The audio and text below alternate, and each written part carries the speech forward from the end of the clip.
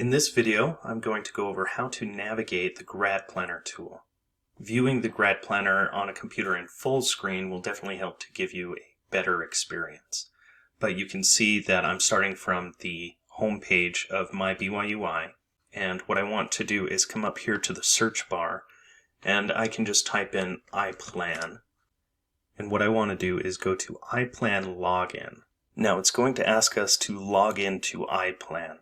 I've already logged into BYU-I, so it should remember my credentials, but I do need to click on this BYU-I login here. Now we can see there's a few different options that pop up, and I want to go ahead and click on the Grad Planner tool. So now that it's loaded, what I can do is I can see the declared plan here, and then it is possible to create alternate plans if you wish, just to view different options, different courses that you could take, things like that. But we're going to stick with the declared plan. So I'm going to go ahead and click View Plan. Once it's loaded, there are three different areas to the Grad Planner tool. The one that I'd like to show you first is this header up at the top. You can see there's different alerts that you can view. You can see messages. You can also come over here and click on See Details. Now this will give you more information as to your GPA, the number of residency credits, upper division. You can see also the courses that you've taken towards general education, your degree, and your electives. So it all shows up here. But to go back, I'm going to click on Hide Details. Now the second area is My Plan right here. So this is what gives you a detailed view of all of the courses. Now I can look at a previous year, let's say 2014. I can click on this down arrow and it'll expand it. So within each year there are three different semesters, and I can see the courses that I took in that semester. Now I can also click on View a Single Semester as well, and this will just expand the view and show you everything within a certain semester. Now to go back, I'm going to click on View All Semesters here, and then I can collapse this year, and now let's go to a future year. So right here I can see Winter 2021.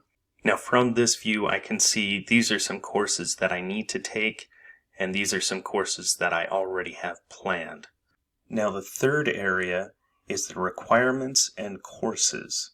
This is found on the right side of the page, and it contains all of the required courses needed to complete your degree. There are three main tabs to plan your degree. There's the General Education, Degree, and Electives.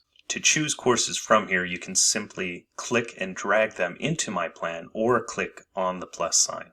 Either way is going to work. The General Education tab contains 7 areas of required courses. We have Cornerstone Requirements, Eternal Truths, Quantitative Reasoning, Writing, College Success, Breadth 1, and Breadth 2 courses.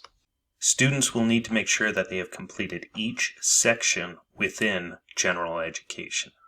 Within the Family History Research degree, you must take the Family History Research Certificate and the Advanced Family History Research Certificate.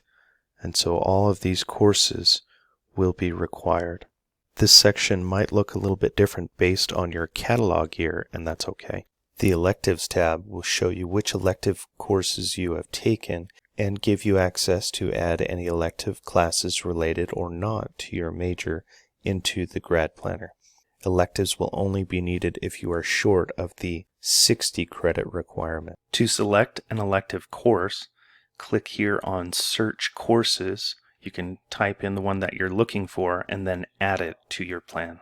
If you have any other questions, please contact advising.